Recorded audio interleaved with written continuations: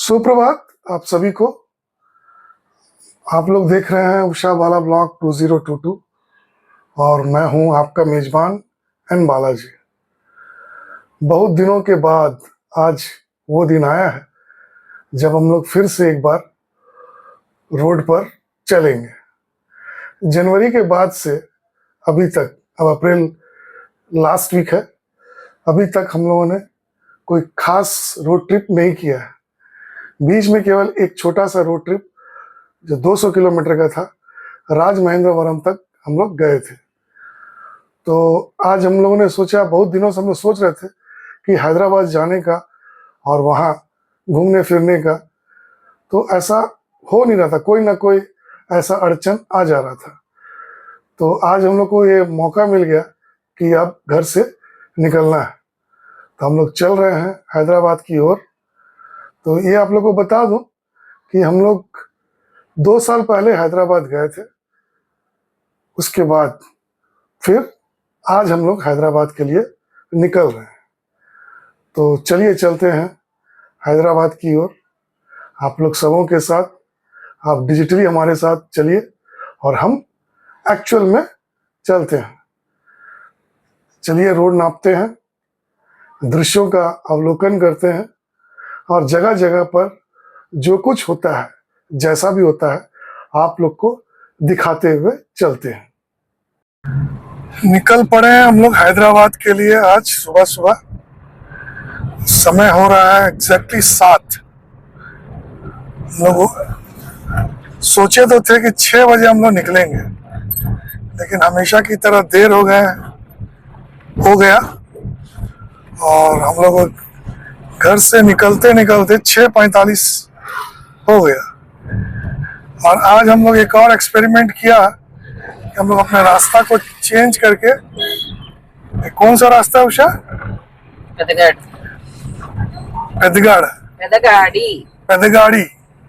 पेदगाड़ी वाला रास्ता को लिए, इसमें कि रास्ता बहुत पेनगाड़ी है, पेदगाड़ी ऐसी पेनगाड़ी है। वो रास्ता थोड़ा देख लीजिए, रोड का कितना खराब हालत है, तो इसलिए थोड़ा सा और देर हो गया। जो निकलने के बाद में 15 मिनट हो चुका है, लेकिन अभी तक हम लोगों ने हाईवे को कनेक्ट नहीं किया है। उम्मीद है कि और 10-12 मिनट में हम लोग हाईवे कनेक्ट कर लेंगे। हैदराबाद जो जा रहे हैं मुख्यतः घूमने फिरने के। बहुत दिनों से हम लोगों ने कोई रोड ट्रिप नहीं किया था। जमशेदपुर से आने के बाद जो ब्लॉग में आप लोगों ने देखा था, उसके बाद से हम लोगों ने कहीं निकला नहीं। तो सोचा कि क्यों ना हम लोग एक हैदराबाद का रोड ट्रिप कर लिया जाए। तो उसी के लिए अभी हम लोग जो है निकल पड़े हैं। अब इस रोड ट्रिप में क्या देखेंगे, क्या करेंगे, इसका कोई अभी फिलहाल प्लानिंग नहीं है। देखते हैं, बीच में कुछ प्लान बनेगा तो आप लोग से शेयर करेंगे। तो बने रहिए हम लोग के साथ हैदराबाद तक। जो बगल में आपको दीवार दिख रहा है, यही है NH-16 जो हावड़ा से चेन्नई को जोड़ती है। और इसी रोड में फिलहाल अभी हम लोग चढ़ेंगे और राजमहेंद्रवरम तक जाएंगे। उसके बाद विजयवाड़ा तक जाएंगे। विजयवाड़ा से फिर हम लोग दूसरा NH में जाएंगे, शायद NH-44 है या NH-46 है, वो मैं बाद में आपको बताऊंगा। फिलहाल हम लोग चल रहे हैं राजमहेंद्रवरम के लिए। इस रास्ते में ये सामने जो दिख रहा है, ये पहाड़ वाला दृश्य, ये मुझे हमेशा ही बड़ी अपीलिंग लगता है। ये आ गया आज का दिन का पहला टोल।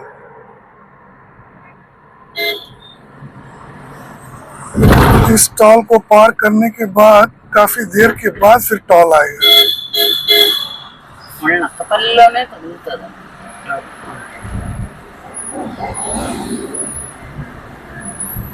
विशाखापट्टनम से लेके राजमंड्री तक का जो रास्ता है मैं आपको बहुत सारे ब्लॉग्स में दिखा चुका हूँ, फिर रिपीट करना थोड़ा सा उचित नहीं है, इसलिए मैंने ये निर्णय लिया है कि आप लोग से फिर मैं राजमंड्री में मिलता हूँ। तो तब तक आप लोग दृश्यों का थोड़ा सा आनंद लीजिए। లేకుంటే చెక్కి ఉంటారా అచ్చునేలా శిల్ప సంపద జగత్తు చూడని మహత్తు నీవెలే। अभी समय हो रहा है 10:17 और हम लोग पहुंच चुके हैं राजमंड्री अपनी बहन के घर। एक्चुअली क्या है कि राजमंड्री हम लोग इसलिए आए हैं कि हमारी बहन भी जाएगी, बहन और जिया जी दोनों जाएंगे हैदराबाद हम लोग के साथ घूमने फिरने के लिए और शायद खाने पीने के लिए भी। तो अभी वो लोग आ रहे हैं, उन लोग को सवार करते हैं गाड़ी में, उन लोग का लगेज को भी सवार करते हैं और उसके बाद हम लोग निकलते हैं हैदराबाद की ओर। लेकिन उससे पहले कोवूरू में बीपी कोको पेट्रोल पंप है, वहां पर जो है हम लोग पेट्रोल ले लेंगे, जो करीब यहाँ से 14 किलोमीटर दूर है। तो वहां पेट्रोल ले लेने के बाद फिर सीधा हम लोग चलते हैं हैदराबाद की ओर। यहाँ पर हमारी पत्नी लगेज रखने का कोशिश कर रही है और पानी का बोतल भी हर डोर पर रखने का कोशिश कर रही है, जिससे कि जब भी प्यास लगे तो इजीली वाटर बोतल जो है एक्सेस कर पाए और आराम से जो है पानी पी पाए बिना गाड़ी को रोके हुए। निकल पड़े हम लोग राजमंड्री से। देखिए पीछे में हमारी बहन बैठी हुई है, काफी जीजा जी वो दिख नहीं रहे हैं, दुबली पतली है तुम्हारी बहन। और यहाँ से अब हम लोग निकलेंगे सीधा कोवूरू की तरफ, जहाँ पर थोड़ा सा पेट्रोल टॉप अप करा लेंगे और उसके बाद फिर आगे बढ़ते हैं।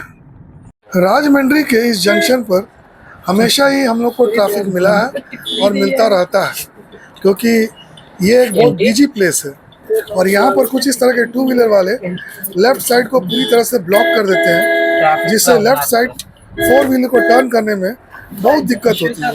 और यहाँ पर देखिए ट्रैफिक पुलिस भी है, उन लोग भी पूरा इत्मीनान से अपना ड्यूटी करता है, कोई फर्क नहीं पड़ता है यहाँ पर। ये पूरा इलाका है कोवूरू, जो राजमंड्री के बाद का स्टेशन है और इलाका भी है। यहाँ पर एक बीपी का कोको पंप है, जहाँ पर हम लोगों ने पेट्रोल भरा है, 1400 रुपए का टॉप अप किया है। अब हम लोग सीधा कनेक्ट करेंगे हाईवे को यहाँ से, जो 3-3.5-4 किलोमीटर पड़ेगा, और उसके बाद सीधा जो है हम लोग लंच के लिए शायद रुकेंगे मिलिट्री होटल गुंटपल्ली के पास। देखते हैं कहाँ पर क्या करेंगे, जो कुछ भी होगा आप लोग के सामने प्रस्तुत जरूर किया जाएगा। यहाँ से राइट लेंगे और जो सामने दिख रहा है फ्लाईओवर टाइप का, उसी में भी हम लोग को चढ़ना है, जो कि NH-16 है। ये है देवरापल्ली का इलाका, इसमें हाईवे के दोनों तरफ नारियल के पेड़, खजूर के पेड़, केला का पेड़ और पाम ऑयल का खेती, यही आपको मिलेगा काफ़ी दूर तक। यही यहाँ की विशेषता है। ये वाला जिगजैग फ्लाईओवर को देखिए कितना सुंदर है। क्या चीज? फ्लाईओवर जिगजैग वाला फ्लाईओवर कितना मस्त लग रहा है देखने में। ये जो रोड है ये विजयवाड़ा को बाईपास करते हुए सीधा निकल जाती है हैदराबाद की ओर। ये अभी नया नया बना है और इसको अभी सर्विस पूरी तरह से सर्विस में नहीं आया है, फिर भी लोग जो है जा रहे हैं इसमें। और गूगल भी आजकल जो है इसी को दिखा रही है, तो इसलिए हम लोग भी आज इसी पे सवार हो गए। यहाँ से अब हम लोग को ले लेना है लेफ्ट की ओर। यहाँ से ये है मिलिट्री होटल, जहाँ पर कि अभी हम लोग जस्ट पहुँचे हैं। इसका नाम मिलिट्री होटल क्यों है ये मुझे पता नहीं, किसी को अगर मालूम हो तो कमेंट करके ज़रूर बताइए। इसके बगल में यहाँ पर एक फैक्ट्री आउटलेट लिखा हुआ है। यहाँ पर नारियल और नारियल से बने हुए सामान जो है बहुत शुद्ध मात्रा में मिलते हैं। और ये बगल में मिल्क प्रोडक्ट का एक आउटलेट है। अंदर का माजरा कुछ इस तरह का है। बहुत साधारण सा होटल है, देखने में भी बहुत साधारण है। टेबल चेयर भी बहुत साधारण है, कुछ खास नहीं है। एक कोने में एक टेबल देखकर हम लोग बैठ गए हैं और मेनू कार्ड लाकर दे दिया जा चुका है। और मेनू कार्ड को हम लोग स्टडी कर रहे हैं कि क्या ऑर्डर किया जाए और क्या मंगाया जाए और क्या खाया जाए। इस होटल में बहुत सारे वैरायटीज हैं वेज और नॉन वेज आइटम का, लेकिन कैसे होगा क्या होगा तो पता नहीं। लेकिन इस होटल का जो फीडबैक है बहुत अच्छा था, जैसा कि हम लोगों ने देखा है। और इतनी सारी वैरायटीज है कि क्या खाए क्या नहीं खाए आज किसी को समझ में नहीं आ रहा। हमने कोई मशरूम मंचूरियन और क्या टोमेटो राइस ना, टोमेटो राइस, पनीर मंचूरियन, इस तरह का कुछ कुछ आइटम जो है लोगों ने ऑर्डर किया है।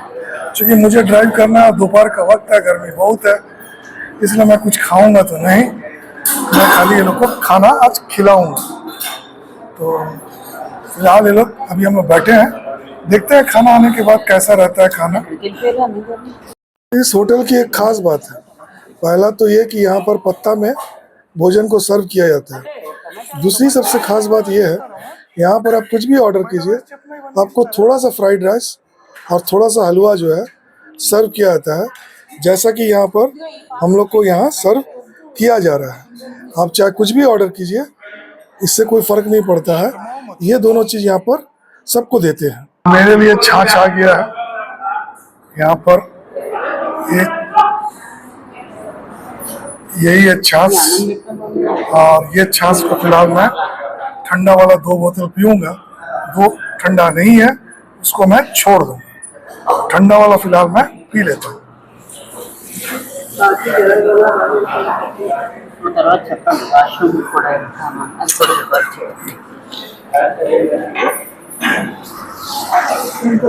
यहाँ पर जो हम लोगों ने ऑर्डर किया था सब एक एक कर आ रहा है। और यहाँ पर जो सर्व कर रहे हैं उन लोग में लेडीज़ लोग काफ़ी सारे लोग हैं। कहने का मतलब है कि इस छोटे से होटल में लेडीज़ वेटर काफ़ी संख्या में है। ये यहाँ की एक और विशेषता है जो मैं पहले बताना भूल गया। दूसरी सबसे बड़ी बात यह है कि मेनू कार्ड आपको या तो इंग्लिश में मिलेगा या तेलुगु में मिलेगा, हिंदी में आपको मेनू कार्ड नहीं मिलेगा। ये इस होटल की चौथी विशेषता है। अब यहाँ पर लोग खाना खा रहे हैं और खाना खाने के बाद अब यहाँ पर ये लोग फीडबैक देंगे कि कैसा है क्या है। यहाँ पर देखिए tomato rice, paneer fried rice, paneer Manchurian और भी कई सारी चीज़ आए हुए हैं। एक और ख़ास बात मैं आपको बताना भूल गया, ये मिलिट्री होटल NH65 पर जस्ट बगल में स्थित है। खाना बहुत अच्छा नहीं था, ओके था। स्टार्टर बागुंदी, स्टार्टर बढ़िया था, लेकिन जो मेन कोर्स था वो बहुत बढ़िया नहीं था। तो 1100 रुपया का बिल हुआ है, तो बहुत अच्छा नहीं कह सकता, बट ओके है। हालांकि ये हम लोग का इस एरिया में ट्रैवलिंग बहुत ज़्यादा नहीं है, तो इसलिए हम लोग ज़्यादा जानते भी नहीं है इस एरिया के बारे में। तो महज एक एक्सपेरिमेंट के तौर पर हम लोगों ने इसको लिया है, देखते हैं फ्यूचर में क्या फिर कभी कोई अच्छा मौका मिला तो आप लोगों को बताएंगे। अब हम लोग चलते हैं सीधा हैदराबाद की ओर। खाना खाने के बाद में NH65 पर हम लोग 1 घंटा चल चुके हैं।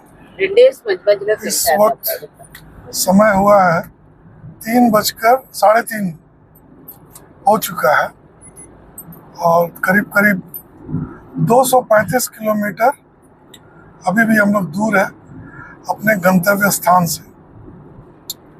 रास्ता शानदार है, आप लोग देख ही रहे हैं, और इसी शानदार रास्ते पर हम लोग को आगे बढ़ते हुए जाना है। गूगल के अनुसार जो समय दिखा रहा है वो 7 बजे का समय दिखा रहा है।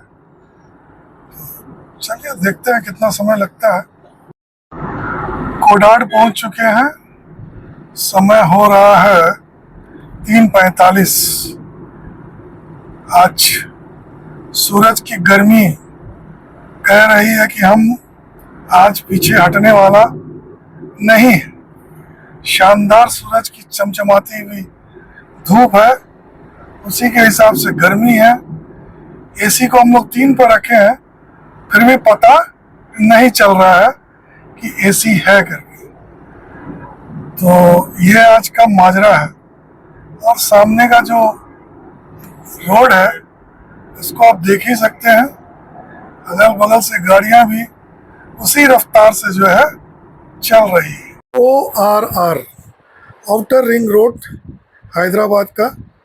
इस रोड से करीब करीब भारत के सभी लोग परिचित होंगे, और अगर जो परिचित नहीं है तो आज देख लीजिए। 4 लेन हाईवे है और ये हैदराबाद को चारों तरफ से जोड़ता है। आप इस ORR में चढ़कर किसी भी जगह बहुत जल्दी पहुंच सकते हैं। इस तरह से इसका संरचना किया गया है। लाइट बहुत बढ़िया है, जैसा कि यहाँ दिखाई दे रहा है। ORR ख़त्म हुआ, एग्ज़िट नंबर 7 से हम लोग निकल गए। हम लोग को जाना है जडार आइवरी टावर्स, जहाँ पर कि मेरा भाई रहता है। अब हम लोग हैदराबाद की भीड़ का सामना करेंगे और सामना करने के बाद हम लोग पहुँचेंगे। ये देखिए हैदराबाद का दृश्य। अभी समय हो रहा है 7:45। हैदराबाद की भीड़ से बचते बचाते अपने कार को और अपने आप को बहुत ही तकलीफ से ORR उतरने के बाद हम लोग पहुंचे हैं जडार आइवरी टावर। और अभी इस वक्त मैं जडार आइवरी टावर के पार्किंग से बात कर रहा हूं। तो कुल मिलाकर हम लोग हैदराबाद पहुंच गए सेफली। अब यहाँ पर हम लोग 2 दिन रहेंगे और 2 दिन कुछ ना कुछ एक्टिविटीज़ ज़रूर करेंगे। उन एक्टिविटीज़ को, उन एपिसोड्स को देखने के लिए आप लोग हमारे साथ बने रहिए और अपना प्यार देते रहिए हम लोग को और इस चैनल को। ऐसा मेरी अपेक्षाएं हैं आप सभी व्यूवर्स के साथ। और अंत में ब्लॉग का संदेश: धर्म की रक्षा कीजिए, देश से प्रेम कीजिए और स्वस्थ रहिए। आप लोग जो अपना इतना कीमती समय दिए हैं इस ब्लॉग को देखने के लिए, उसके लिए आप लोग का तहे दिल से बहुत बहुत धन्यवाद।